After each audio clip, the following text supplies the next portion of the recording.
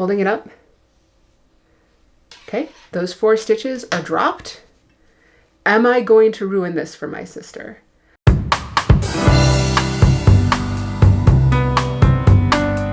Hey friends, I thought today I would take you through the progress on all of my gift knitting and then talk to you a little bit about my biggest whip of all, this channel.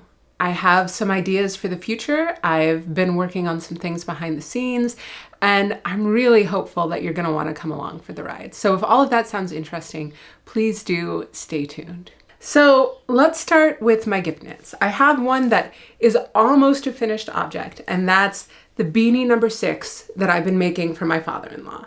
I think it's turned out pretty well. It should have, because it's the 3rd beanie number 6 I've made. I used lambkin in the color meringue from A Verb for Keeping Warm for the brim. It is probably my favorite for this application. When you close your eyes and you imagine like a faux shearling hat, it's 100% this yarn in this color. I freaking hate knitting with boucle. That's not on A Verb for Keeping Warm or this yarn. And then the top is Wow Worsted from Gallery Yarn. I think it was fantastic to knit with. It has just a little bit of a halo. I think it has lovely stitch definition, at least in stockinette. And yeah, I really enjoyed it. I held it double because you're supposed to have like a bulky weight, and I think it turned out really nicely. The one thing I haven't done yet is the I-cord detail for sort of the 4 sections of the hat that you're supposed to have here. And that's because I can't decide whether I should do that in the green or in the boucle. So I'm really interested to hear your thoughts. This turned out beautifully, but I did screw it up in one really funny way. And keep in mind, this is the 3rd time that I've made this hat, and it is the 1st time that I have screwed it up in this way. You knit the bottom in stockinette, and then the pattern is very particular that actually you want the reverse stockinette side to be on the outside when you roll the brim in order to give it sort of maximum fluffiness and shearling look. So again, this being the 3rd time I've made this hat, I cannot emphasize that fact enough. I got to that part and said, oh, well, if the reverse stockinette is supposed to be on the outside, then I need to flip my work inside out before I continue with this. It's a rolled brim. I did not need to do that. I should not have done that. So I spent a little while considering just having the reverse stockinette side. Yes, I haven't woven in this end yet, but I was like, maybe this works, and then I wouldn't even have to do the I-cord edging because you've got these great stockinette ridges. But I asked my husband what he thought, and he was like, yeah, that part looks weird. So actually, and I've tried it on to make sure, what I did is I just folded the brim and sewed it down on the inside, which does mean that the inside of the hat is a little bit more snug, that the brim of the hat inside is a little bit more snug than the crown of the hat. But with the way that it fits, it doesn't actually bother me. And I had Adam try it on, and it doesn't really bother him. I couldn't get Aspen to try it on because they don't like the way the beanies feel on their head. And you know, fair enough. But I think it turned out pretty well regardless. This feels very warm, very cozy. I think my father-in-law is gonna like it. I just have to decide about those finishing details. Are you team boucle I-cord or team green I-cord? Let me know in the comments. Those of you who watched my recent part 2 of my Am I the Asshole series, where I passed judgment on various knitting and crochet themed Am I the Asshole posts, may remember that I have been knitting for my sister Becky the Self-Fringing Shawl by Amberly Frost. And here it is, pretty much done. The stockinette is definitely rolling, so you're not really getting to see the full shape of the shawl. I really have enjoyed knitting this. It went by so fast. I used 3 skeins of Illuminati Feli, which is, I believe, a superfine merino core with blown cashmere around it. The one thing I guess I would have done differently, had I been thinking about it, is I might have added some sort of ribbing or I-cord edge or something along the top of the shawl to keep it from rolling. I'm going to see if I can sort of fix this in blocking. If not, I guess it's my sister's problem. You'll also notice, for those of you who suggested that I start doing this, thanks to my issues on the Sola scarf, I have in fact started keeping a stitch marker on the right side of my work so that I can find it. This being simple stockinette, I guess it was probably overkill, but I want to get in the habit of it. And it turns out my paranoid fears that stitch marker would pull the stitches and make them misshapen. Not really the case here, although it is a pretty sturdy yarn and I was holding it double. So this, as much as I enjoyed it, as fast to knit as it was, as beginner friendly as I think it is, it's a free pattern. There's only 4 types of stitches. There's a knit, a purl, a knit front and back, and a knit 2 together. If you can do all of those, if you can bind off, this pattern on its face seems like it's for you. I have yet to pass verdict on whether or not I would recommend this to a beginner knitter. You will notice that the title of the pattern is Self-Fringing Shawl. There is not a lot of instruction when it comes to the self-fringing part. So I've bound off all but these 4 stitches. And if you look at, I'm comfortable going into detail about this because it is a free pattern and I'll link it in the show notes. But you'll see that these are a bit different than these down here because this is where the increase or the decrease happens. So the only thing that the pattern says is to let these 4 stitches drop and unravel the fringe. What? Like that can't be right. Like there's gotta be more to it that they're not explaining. I'm super confused. I just thought the interesting thing to do would be to unravel this on screen for you. So holding it up. Okay, those 4 stitches are dropped. Am I going to ruin this for my sister? I have no idea. Let's find out. How? Ooh, that doesn't look like fringe. This is, oh no. Oh, okay. I'm seeing an issue with my yarn choice. So this was recommended for a Noro because it's blown cashmere. None of this is superwash. It is a very toothy yarn, but okay. Okay, so actually I am getting just loops here. So I guess what I would then do is go through and cut the loops. And I'm seeing, the one thing that's interesting about this is that it is proof that my tension is not great. But you know what, I'll live. So as we're talking about what I'm doing here, I'm going to be unraveling this and unraveling a little bit as a human being as I sort of talk about the next steps for this channel. I've been reflecting on it a lot because I'm coming up on about 6 months of having been on YouTube. And it's been so much more good than bad, but it has been good and bad. I spent months thinking about starting a YouTube channel before I did. And I watched a lot of videos from knitting creators talking about what their first year at YouTube was like. And almost all of them had sort of a similar story where, you know, their first video did okay, their second video did a lot better, their third video really took off, and it was sort of off to the races from there. That's not how this has worked for me.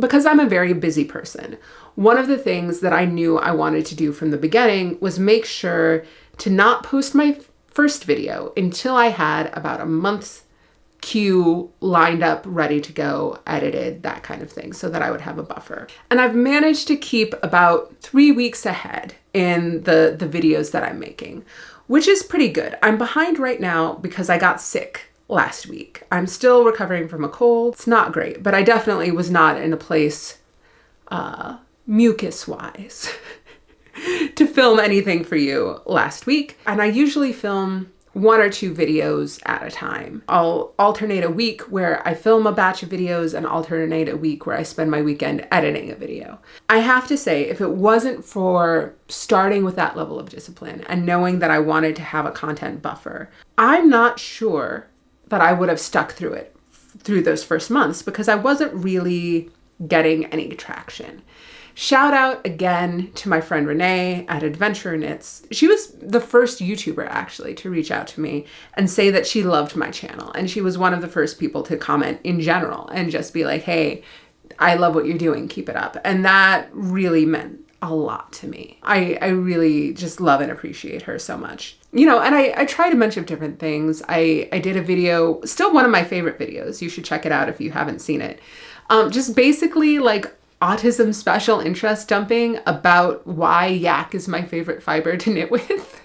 Let's talk about yak, baby. Let's talk about you and me. Let's talk about all the good things and the bad things yak can be. Am I gonna get copyright struck for that? Does it matter if I've only got one sub? I really enjoyed making that video, and in the process of making that video, I reached out to one of my YouTuber idols, Michael Christie, who makes videos about menswear and also owns his own men's clothing company called The Iron Snail. You should absolutely check it out. Nobody does it like Michael. He is probably, like, when you talk about production values, personality, content, informativeness, pace, cinematography, graphics, editing. It's every single thing about every video he puts out is on point. And I remembered that he had a video in which he covered the concept of staple length, which is really important when you're talking about yak fiber because yak is a short staple length. And I wanted to make sure that I was covering why that was important, but I also wanted to link back to this video of Michael's because that's where I really learned about staple length. And so I emailed him and I was like, hey, I can't find this video. Sorry to bother you. Could you help me out? And he responded and he was so kind. And he was like, yeah, let me know when the video's up. And I immediately was like, oh God, I can't do that. Which was really informative for me because that told me it was kind of good that I wasn't getting attention yet because my video quality wasn't where I wanted it to be. And then one of the videos I decided that I wanted to do in order to learn to be better at editing was a video in which I recommended other YouTube channels. Because one of the things that really bugs me, a lot of videos that recommend other YouTubers usually don't show any content from those YouTubers for obvious reasons, I guess. But it's sort of hard for me as a viewer to be like, okay, but am I going to vibe with this person? One of the things that had me so excited about the idea of doing it is sharing these interesting, quirky, funny, heartfelt, just generally cool channels that I love. And so when that came around, I reached out to every creator I featured. And I reached Michael again, I reached out to because he's basically my favorite YouTube channel. And not only was he gracious enough to be like, of course, feel free to use whatever on any of my videos. He responded and asked me again. He was like, I'm so sorry I haven't asked for a link to your YouTube channel, but what is it? I would love to check it out. And at that point, it took me a couple weeks to get up the guts to link it to him because I felt like that was such a great metric for how I felt about the work that I was putting out. Is this something that I would be excited for my favorite creators to see? Like, would I be proud if they watched it? In realizing that, actually, keep in mind, I film my videos like 3 or 4 weeks in advance. I actually reshot that entire video the day before it went up because I rewatched it and I was like, this isn't good enough. I don't seem comfortable enough in the front of the camera. I don't think I'm being entertaining enough when I talk about it. I'm not acting like me yet in this video. And I sort of forced myself to be a little bit more me. I think really the turning point for me was actually the video I did that was my stash tour because we were going through a ridiculous heat wave in London and I was too hot and uncomfortable to try to put on some kind of YouTube personality. And that was the first video I had that really got any attention, followed by the video that I reshot where I'm recommending other YouTube channels, which I didn't think was going to do particularly well. I just knew that the YouTubers that I shouted out were probably going to watch it. So I wanted to make sure that I was making something that was worthy of the people that I was shouting out, I guess, even if nobody watched it. And that was, I think, July or August. That was really when I started getting an audience of really any size. And since then, it's been so interesting because I will be 100% honest with you. Until this morning, I had no idea why anybody watches my videos. And I don't say that in a self-deprecating way. I say that in an autistic way. I am not somebody who has a strong sense of self, and I'm not somebody who who is really good at describing who I am, what I do, that kind of thing. The number one piece of advice that you will find all over the internet for aspiring people on YouTube is to know why your audience comes to watch your videos and give it to them. And that has been the thing that I think I've struggled with the most.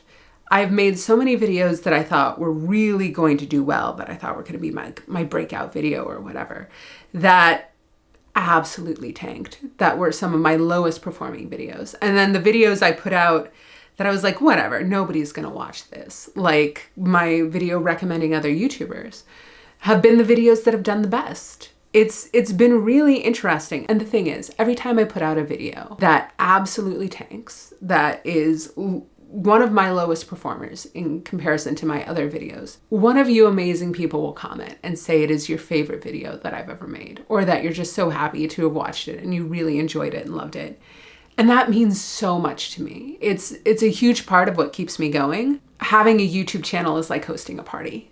I have fun with all of you, don't get me wrong, but it's not my job to have fun. It's my job to make sure that all of you are entertained. And the satisfaction I get out of it is knowing that all of you are enjoying the things that I'm making. So, you know, it's been nice to get a sponsor. It's been nice to see the numbers go up, whatever. But the thing that changed my life, and the thing I wasn't expecting, was the community that all of you have given me and that all of you have created around my weird little ramblings. And it means so much to me to see all of the same commenters showing up week after week. I love the conversations we get into in the comments. I love seeing you guys talk to each other. When a conversation strikes up in the comments between people I'm not involved with, I get the same sense of pride as like being at a party and introducing two of my friends to each other and seeing them hit it off. I'm like, yes, I knew I have great taste in people. Yeah, it's been remarkable. The whole reason that I started this, you know, I've made jokes about how eventually when I'm the Mr. Beast of KnitTube, but those are absolutely jokes because I know I am a very niche person. And I, you know, to quote one of my favorite musical artists of all time, J.P. Saxe, I am looking to connect deeply, not broadly. I want a real community of people who are interested in the same things I'm interested in. I'm not here to win. I'm here to make friends. That's, you know, I've got that already. And it's so remarkable and it makes me so happy, but it does make me wonder, you know, where am I going with this? What's next for me and for this channel and for this shawl? I don't know how I'm feeling about this, you guys. We'll see. Here's the thing. I'm not Michael Christie, so I don't know if I'm going to be able to get the Venn diagram that I'm picturing in my head. That's a lie. I can't picture things in my head. There's 3 different pools of content that I could be making. There's the stuff that I'm really excited to make and share with you. This isn't always the stuff that performs super well. A lot of this has been, I really love going places and sharing with you adventures I'm having, and then also going to yarn stores, knitting out as I'm traveling. Travel is a huge passion of mine. It's something I have to do a lot for work, and it's something I choose to do a lot recreationally. So I would love to bring you along on those adventures. There's also the stuff that all of you want to see. And that's the hardest circle for me to figure out because some of the stuff I do is polarizing. And so I don't want somebody who's turned off by the Am I the Asshole videos, but absolutely loves my vlogs to be like, ugh, I don't want to subscribe to this anymore. But I also want to make the content I want to make. And so that's confusing. And then on the top up here are the videos that grow my audience. And I'm not particularly interested in having a large audience, but I am interested in making sure that the people that I would love to see be a part of this community and who I think would really enjoy this community are given the opportunity to find us. And so I do think occasionally thinking about like what are the videos that could help grow the audience, that could help introduce people who might be excited about what all of us are building here together to the community. Like, what are those? And talking about it like a Venn diagram. I'm not just going to make the videos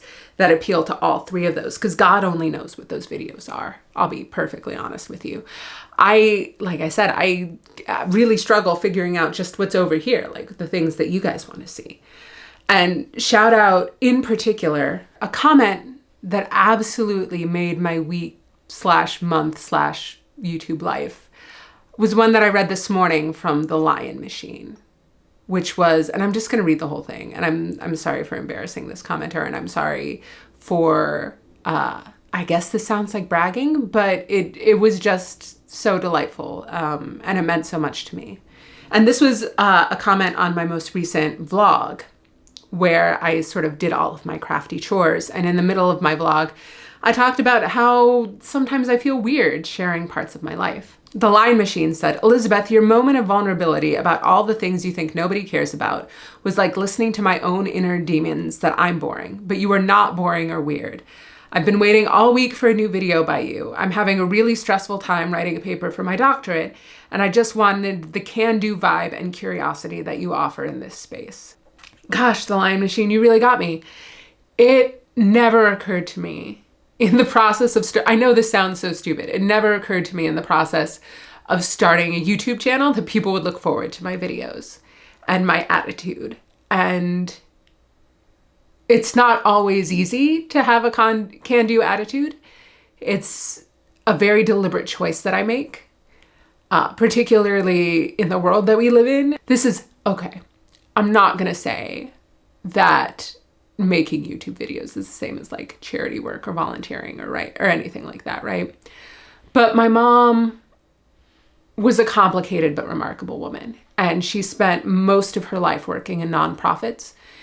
Before I was born, she worked running a halfway house for alcoholic ex-convicts, and she spent most of my life as the director, well, not most of my life, but most of my growing years as the director of a humane society and animal shelter in Montana. One of the things that she instilled in me, and that the community that I grew up in instilled in me, is that when you have gifts, it is your job to be of service, and it is your job to make sure that you are always serving others. And that hasn't, I'll be honest with you, that was really toxic for me for a really long time. I grew up feeling like I had to put other people's needs ahead of my own always.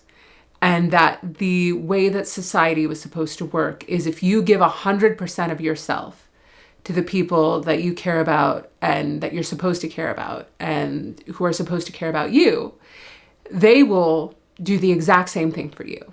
So you're not supposed to spend any of your energy on yourself. You're only supposed to spend it on other people. And then other people will spend 100% of their energy on you.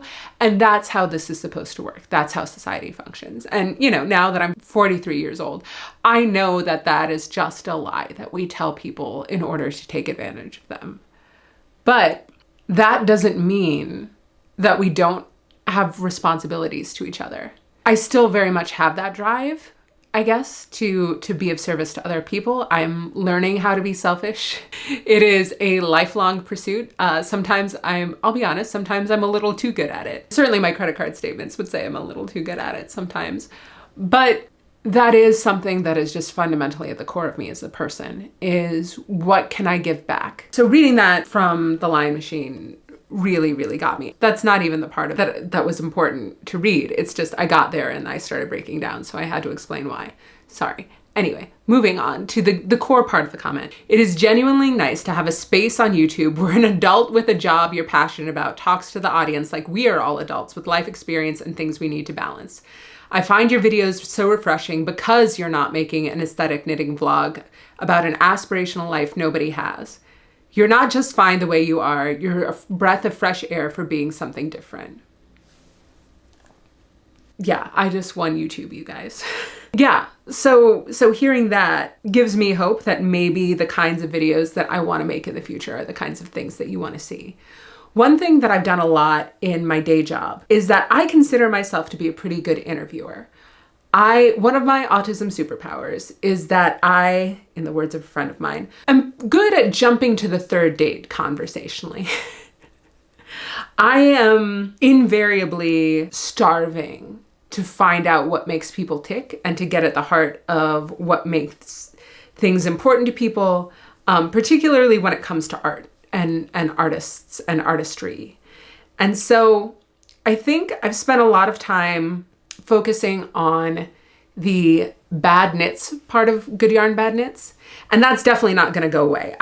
Some of this fringe, I don't even know how I did this. Is this a twisted stitch, you guys? Some of this fringe is definitely twisted together. Maybe that's supposed to be that. I don't know. We'll see when I cut it. That's not going to go away anytime soon because I remain not a particularly good knitter. But I think I could be doing more on the good yarn side of things. So one thing that I'm sort of tentatively in the process of scheduling is an interview at the studio with one of my yarn dyeing heroes, like somebody that I have fangirled about on this channel before that I'm just so excited to sit down and talk to about her art. That's something that I want to post before the end of the year, and I'd love to do more things like that.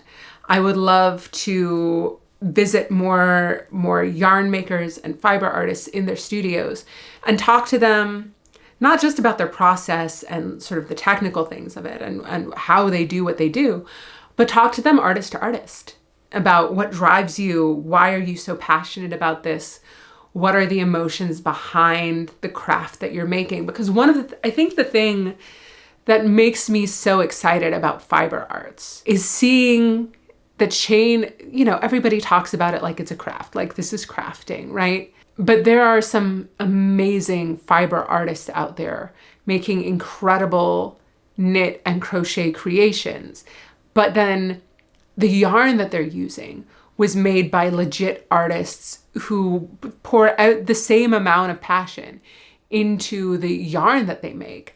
And that yarn can be the result of passionate artisan dyers and passionate artisan spinners, and maybe not even the same people. And then the passionate people who are growing the livestock that give you the fiber. I mean, it's just, when you think about sort of the nesting doll nature of artistry that can go into a truly phenomenal art knit piece, it gets me so excited. And I want to have so many great conversations with the people behind that whole chain. And I'd love to bring that to all of you. And I'd love to talk more about the interesting and exotic yarns out there, yarns you might not have heard of before. When I go to the Arctic later this winter, I'm not going to have the ability, unfortunately, to do any yarn tourism because we're going straight to the Arctic Circle and we're not even going to be near a village. We're not going to have a car. We're just going straight to this igloo resort. And that's a really weird sentence, but it's what I'm doing apparently. So there aren't going to be any yarn shops along the way. So I've decided to do a little bit of yarn pre-tourism. I'm concerned because I am perpetually freezing cold. So I wanted to be able to make myself some knit accessories and see if they would hold up to keeping me toasty warm in the Arctic. So I ordered some really interesting and unique yarn to make myself some accessories before I go. And I ordered that actually from the other side of the world, Arctic Circle, up in Canada. Some fibers I've never worked with or even seen in person that are supposed to be really warm, really soft. I'm so excited to share them with you. And I'd love to do more of that stuff as well. But when we're talking about traveling, shooting on location, not that I have like a crew or anything, but I have to get places. I don't want to have to take all my lights and my tripod and my camera on the tube, you guys. Like, I'd much rather take a taxi.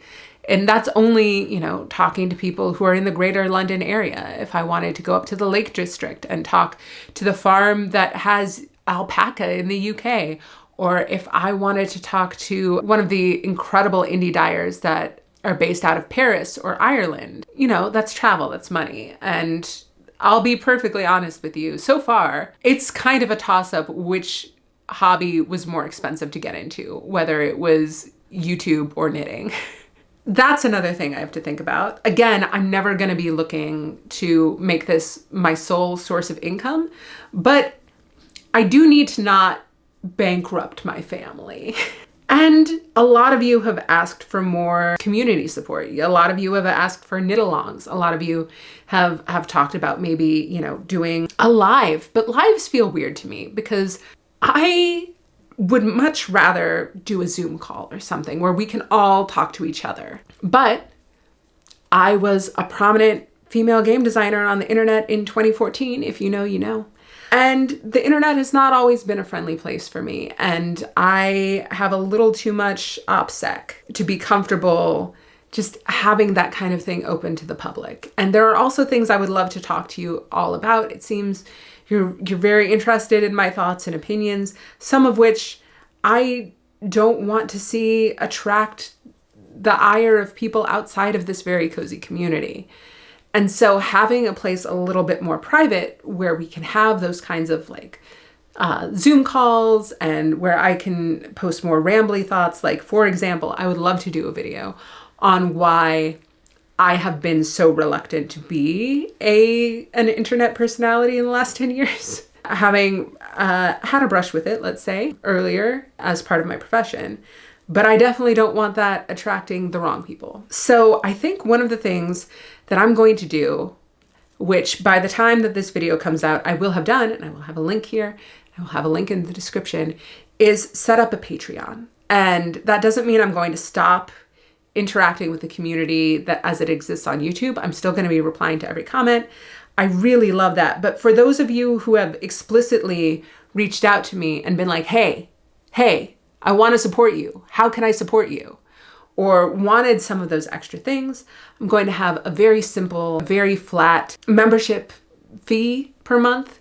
And that'll get you access to my videos early. It'll get you access to probably a bonus video every month, and also to what I'm hoping will be a monthly Zoom call.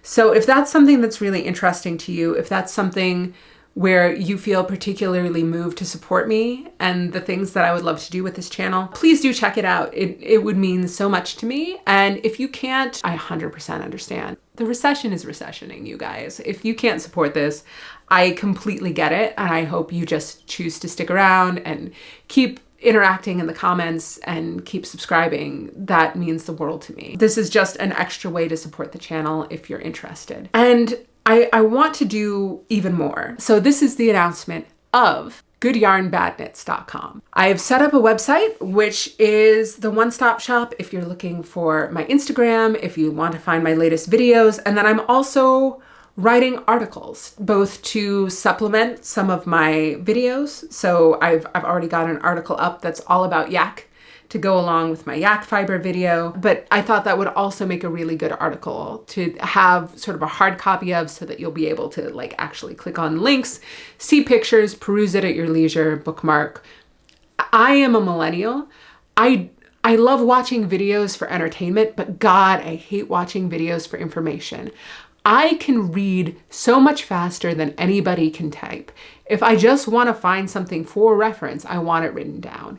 And if I lean into the good yarn part of Good Yarn Bad Knits, I want to make sure that I have references that are easily available for people. Here's what I will tell you, because I've been feeling really conflicted about the idea of affiliate linking. And this is the Elizabeth Good Yarn Bad Knits guarantee. A lot of my favorite stores and a lot of my favorite yarn brands don't do affiliate stuff. I'm still gonna link to them. There are a lot of amazing affiliate programs out there for stuff that I just don't think is good and that I'm not interested in, and I'm not gonna link to those too. This goes for any future sponsored content as well, by the way. I love, like literally, 1 second. I keep this thing on my desk, you guys. I agreed to do the sponsored content for Bob and Brad because this thing is cool as hell. So the same thing goes for any future sponsored thing I do. I'm not going to shill things for money that I don't think are good. But if there's a way that I can share something with you that I think is cool, that helps me pay for my YouTube habit and also potentially gets you a discount, then obviously I'm gonna do that. What am I, stupid? Of course I'm gonna do that. I'm not looking to make this my job. I'm not looking to make this a full-time thing, but I have been thinking a lot about how do I cultivate a community here? What are the ways in which I can make the kind of content that I want to make and make it sustainably, because I think that's a big thing. I don't want to get to a point where the kind of content that I want to make is too expensive or otherwise prohibitive, and I end up burning out because I've run out of time or resources or what have you. And if part of what you all find exciting about this channel is the vulnerability and authenticity, how do I make a space where it's still safe for vulnerability and authenticity as the audience grows? And it feels like a Patreon is a good way to sort of intersect all those things. So I'm very interested in your thoughts. Like I said, it's absolutely no pressure. If you're interested, please do sign up. If you're interested in signing up, but you're on the fence and you want to make suggestions about things that you would like to see on the Patreon content, if you have concerns about things becoming paywalled that you definitely want to make sure aren't, let me know. This is all a conversation. Like I said, I feel like the host of the world's best knitting party, and I want to make sure that all of my guests are having a great time. Let's see. I don't know, having unraveled this fringe, and again, it could be my yarn choice. It's probably my yarn choice. It's probably not the pattern. But I feel like maybe this looked better before. And of course the fringe is curling in because it was stockinette. There we go. The self-fringing, and you can see it's definitely curling in on itself. So I'm gonna have to deal with that with blocking. And I'm gonna have to trim it, but I think I'm gonna trim the ends after I block it. Does that seem like the right thing I should do? That I should trim the loops, or should I leave the loops? Will the whole thing unravel if I cut those? I am not going to touch this for a little while. I think it worked out. I think I like the way it looks. I think I definitely need to block this. I don't know what would happen if I cut these loops so that they were less loopy and more fringy. Is that a good thing? I think in the pictures it showed those loops cut, but I am really afraid of just accidentally unraveling the entire shawl. This is why I love all of you, because you will tell me what to do, and then we'll do it together, and it'll either work out or it won't. And either way, we're gonna have a great time doing it.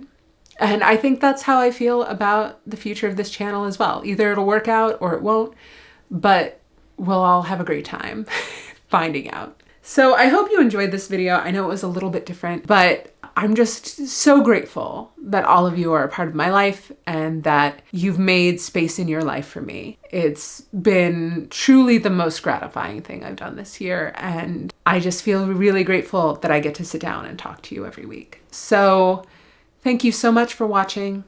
I hope you're having a great day, and I hope tomorrow is even better than today is, and I will talk to you very soon. Thanks. Bye.